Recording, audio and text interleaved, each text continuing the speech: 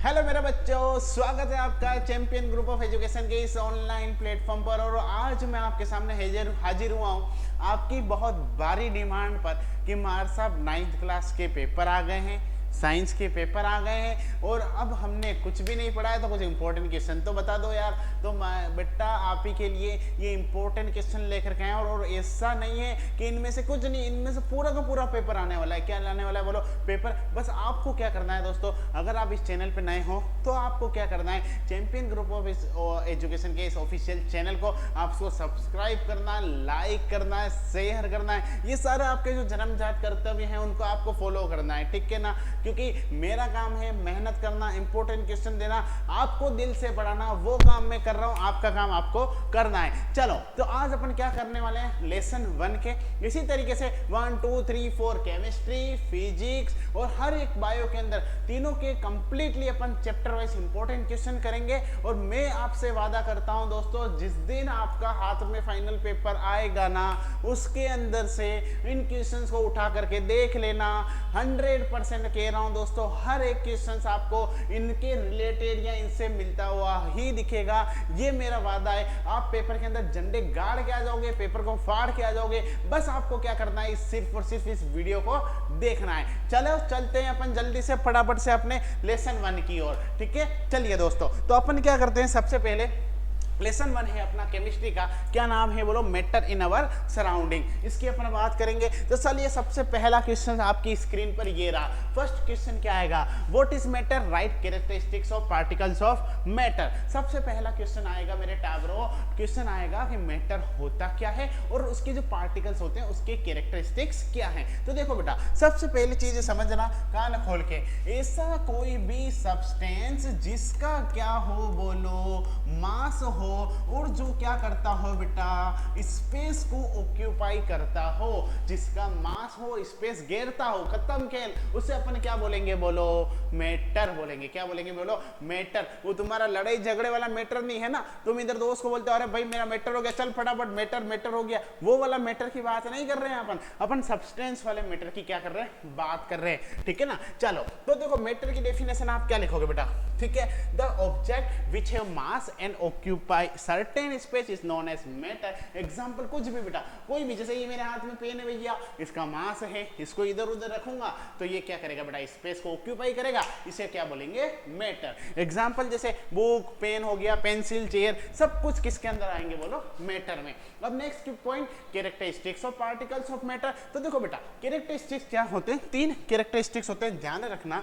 जितने भी अपने पार्टिकल्स होते हैं वो एक दूसरे को अट्रैक्ट करते हैं, तो पहला कैरेक्टरिस्टिक। दूसरे, उनमें मूवमेंट होता है, दूसरा कैरेक्टरिस्टिक, यह आपको याद रखना है। और उनके बीच में क्या होता है बेटा? स्पेस होता है। ये तीनों याद रखने। देखो सबसे पहला, the particles of matter have space between them. Second point, they are continuously moving. और थर्ड आएगा, the particles of matter attract each other, यानी कि एक दूसरे को क्या करते हैं बोलो?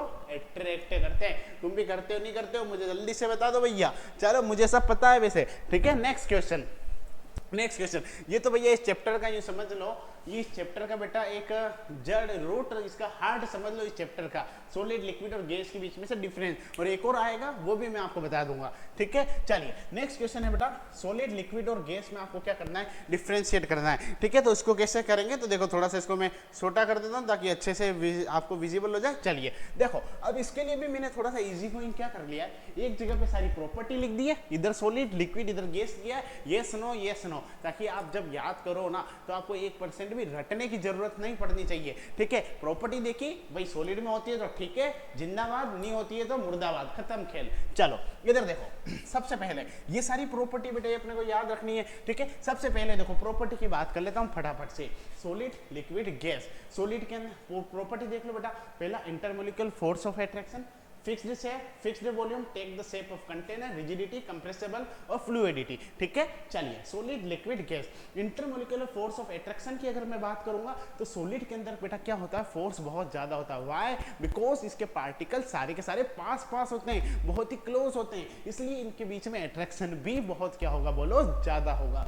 नेक्स्ट लिक्विड के पार्टिकल्स ठीक ठाक मतलब डिस्टेंस पे होते हैं, ज्यादा भी नहीं कम भी नहीं बोल सकते, उसको बोलते हैं इंटरमीडिएट। गैसेस के जो पार्टिकल्स होते हैं बहुत दूर दूर होते हैं और बहुत दूर दूर होते हैं तो उनके अंदर इंटरमोलिकुलर फोर्स ऑफ अट्रैक्शन जो बहुत वीक होता है। ठीक है, चलिए फिर मैं बात करता हूँ बेटा सॉलिड का फिक्स्ड शेप। तो देखो बेटा अब समझना मैं क्या करता हूँ, सॉलिड का शेप सीधी सी बात है, जैसे पेन है सॉलिड है भैया तो इसका फिक्स शेप है। ठीक है, तो सॉलिड का फिक्स शेप होता है, लिक्विड और गैस का कोई भी फिक्स शेप नहीं होता है। फिर बात करता हूँ फिक्स्ड वॉल्यूम। तो देखो बेटा सॉलिड का कोई वॉल्यूम फिक्स होगा, लिक्विड का भी फिक्स होगा, गैस का कोई भी वॉल्यूम फिक्स नहीं होगा। फिर take the shape of the container, इसका मतलब क्या है, इसका मतलब ये है कि भाई साहब अगर मैं एक देखो आइस का एक कोई पार्ट लेता हूँ, टुकड़ा लेता हूँ, ठीक है, मैं उसको एक किसी भी बाउल में अंदर रख देता हूँ, तो मुझे बताओ कि वो आइस जो है मतलब जिस नॉर्मल टेम्परेचर की मैं जिस टेम्परेचर पे जो आइस है, राइट, चलो एक एग्जांपल थोड़ा सा चेंज करता हूँ, तुम तो कह दोगे आइस मार सा पिघल जाएगा फिर वो कंटेनर का शेप ले लेगा, ऐसा नहीं।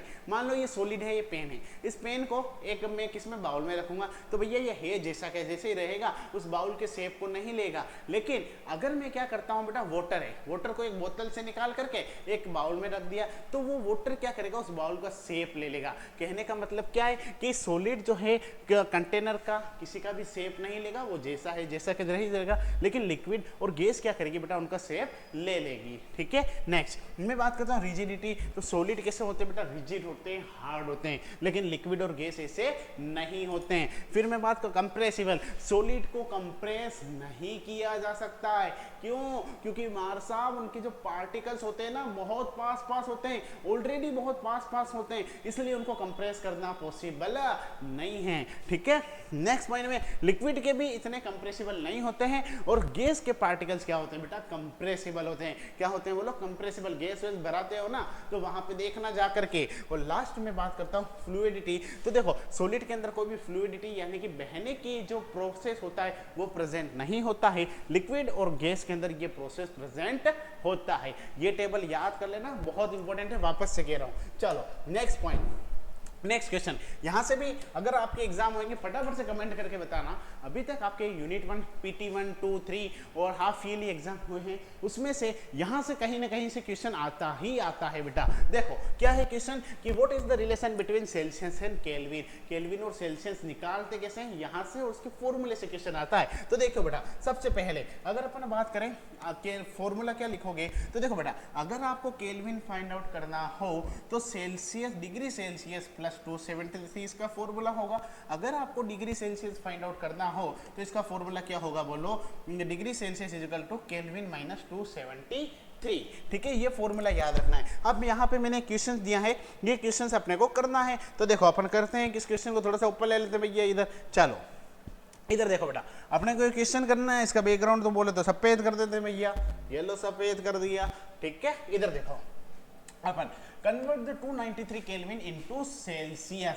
293 केल्विन को किस में कन्वर्ट करना है बेटा, डिग्री सेल्सियस में। तो अभी देखो अपने डिग्री सेल्सियस का फॉर्मूला क्या होता है बोलो, degree Celsius is equal to kelvin minus 273 कितना होता है, degree Celsius is equal to kelvin minus क्या होता है 273 होता है। तो कैसे लिखेंगे, degree Celsius is equal to kelvin कितना है बोलो 293 माइनस कितना है 273, आंसर कितना आ गया हमारे साहब 20 डिग्री सेंटीग्रेड। खत्म, खेल निपट गया। चलो नेक्स्ट पॉइंट, इसी तरीके से कमेंट बॉक्स में आप मुझे 25 डिग्री सेंटीग्रेड को किस में कन्वर्ट दिखाओगे, केल्विन में। कैसे करोगे छोड़ो, इधर देख लो फटाफट से बता देता हूं मैं फिर बोलना मत मारसा बताया नहीं। देखो कैसे करेंगे, केल्विन है 25 डिग्री सेंटीग्रेड को कहाँ लिखेंगे, इस जगह पे 25 प्लस कितना कर दोगे 273 केल्विन में आंसर आ जाएगा। खत्म, के मजाक वाली बात है यार। चलो नेक्स्ट क्वेश्चन आएगा, what is latent heat of fusion and latent heat of vaporisation.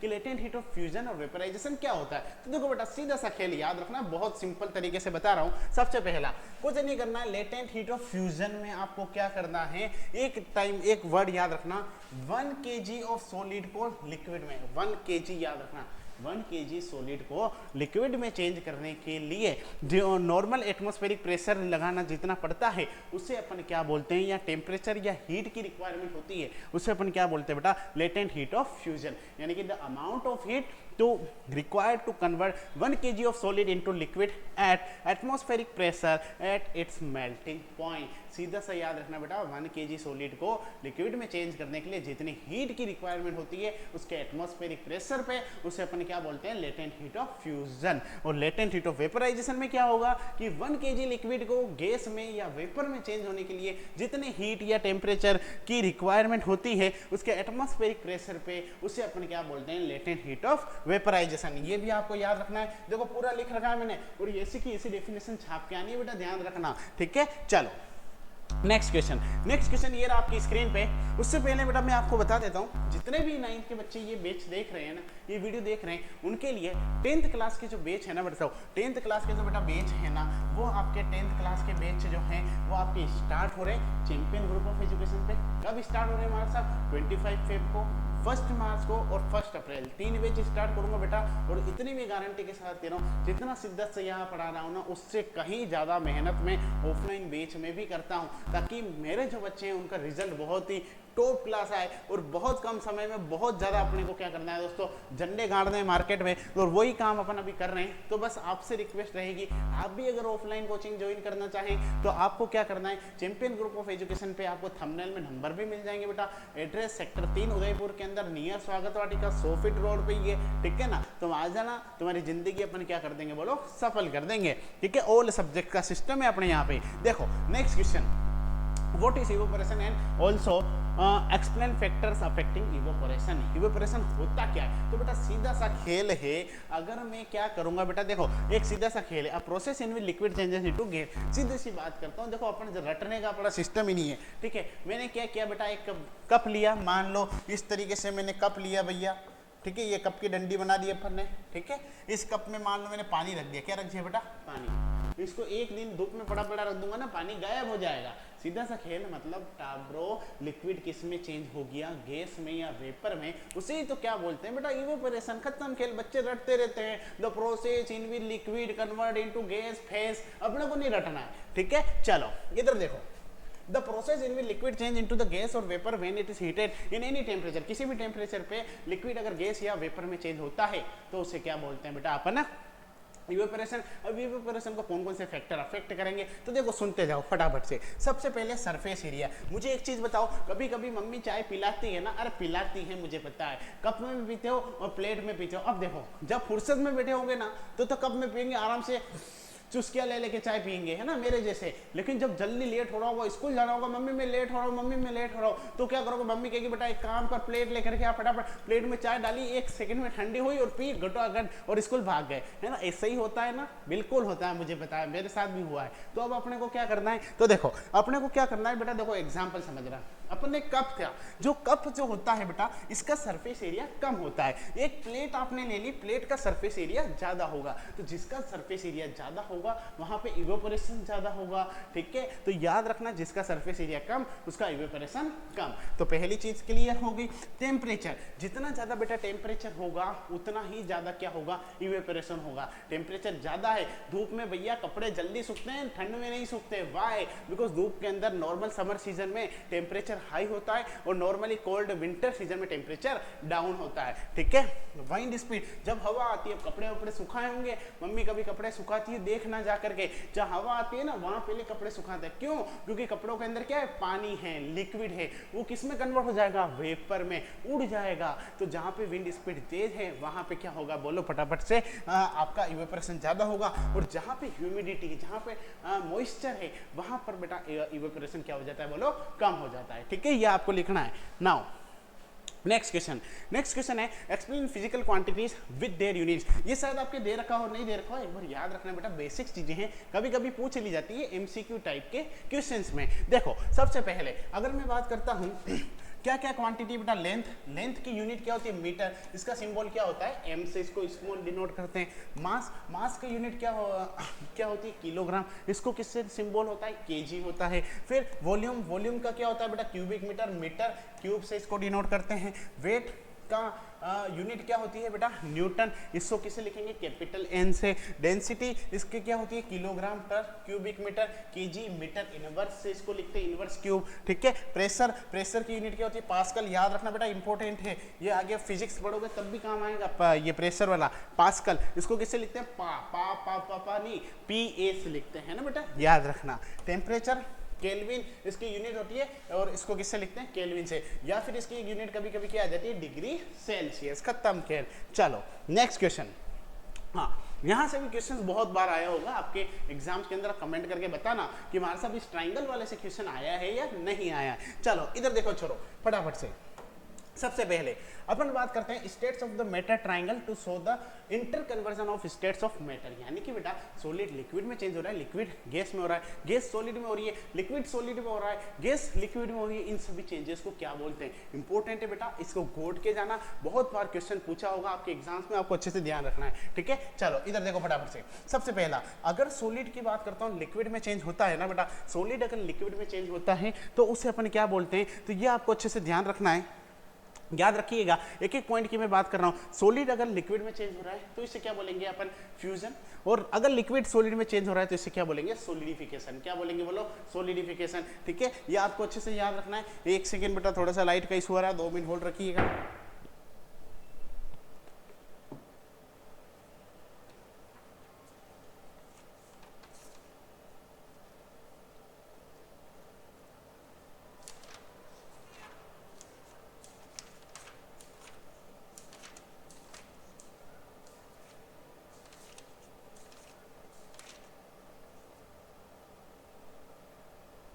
चलो बेटा इधर आगे सारे, चलिए फटाफट वापस से देखिएगा फटाफट से। हाँ, थोड़ा सा लाइटिंग चली गई थी यार बेटा, इन्वर्टर कभी बंद हो जाता है तो अभी क्लास बंद हो जाएगी, लफड़ा पड़ जाएगा, ठीक है। इधर देखो सॉलिड बेटा किस में चेंज हो रहा है बोला, ये थोड़ा सा तीर शायद उल्टे लगे हुए।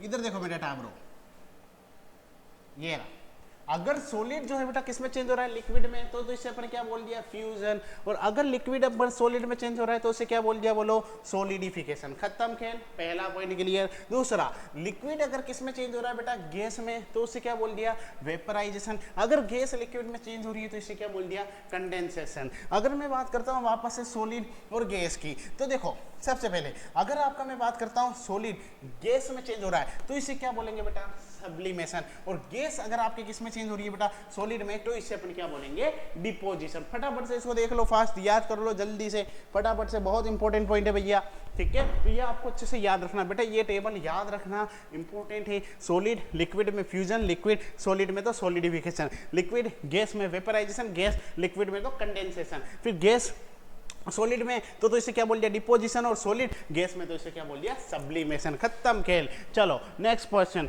नेक्स्ट क्वेश्चन क्या लिख रहा है, व्हाट इज द डिफ्यूजन, ठीक है। डिफ्यूजन क्या होता है, शायद आई थिंक इसमें यहाँ विजिबिलिटी कम आ रही होगी तो मैं इसको थोड़ा सा आपको बता देता हूँ बोल के। डिफ्यूजन क्या होता है, तो देखो मेरे भैया फटाफट से देखना बेटा, डिफ्यूजन क्या होता है। सबसे पहले डिफ्यूजन क्या होता है, the process of intermixing of particles, ठीक है, of two different types of matter is called diffusion. अरे साहब इतना सा है, बहुत सारे अलग अलग पार्टिकल्स जो है मिक्स होंगे, ठीक है, particles, intermixing of particles two different types of, ठीक है, डिफरेंट टाइप्स के क्या होंगे, मैटर होंगे, उससे अपन क्या बोलेंगे, डिफ्यूजन बोलेंगे। और याद रखना बेटा, जैसे जैसे टेम्परेचर बढ़ेगा ना तो डिफ्यूजन बढ़ता है, यानी कि diffusion is directly proportional to the temperature. Now अब क्वेश्चन आएगा किसके अंदर डिफ्यूजन ज्यादा होता है, तो याद रखना बेटा, गैस, लिक्विड और सॉलिड की बात करता हूं तो गैस के अंदर सबसे ज्यादा होगा, फिर लिक्विड, फिर किस में होगा, सॉलिड में। चलिए नेक्स्ट क्वेश्चन की ओर बढ़ते हैं। नेक्स्ट क्वेश्चन लास्ट क्वेश्चन है, right the difference between CNG and LPG. कभी कभी गलती से पूछ ले तो याद रखना बेटा, सीएनजी और एलपीजी की बात करता हूं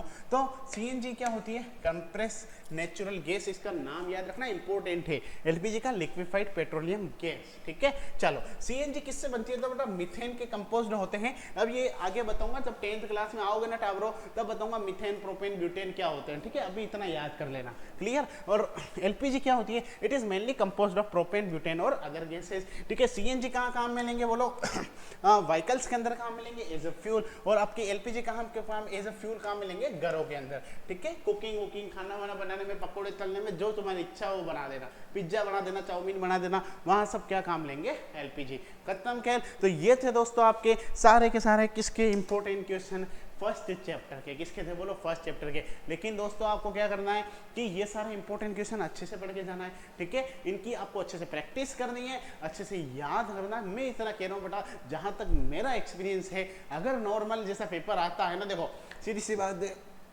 अगर जैसा पेपर है बेटा एनसीईआरटी है, आपकी जो बुक्स हैं वैसा पेपर आएगा तो इनके बाहर से कुछ भी आने वाला नहीं है, ठीक है। तो ये अच्छे से पढ़ के जाना है अपने को, और जोर से बोलो फटाफट से, जय माता जी, टाटा बाय बाय, ठीक है भाई। मिलते हैं नेक्स्ट वीडियो में, चलिए।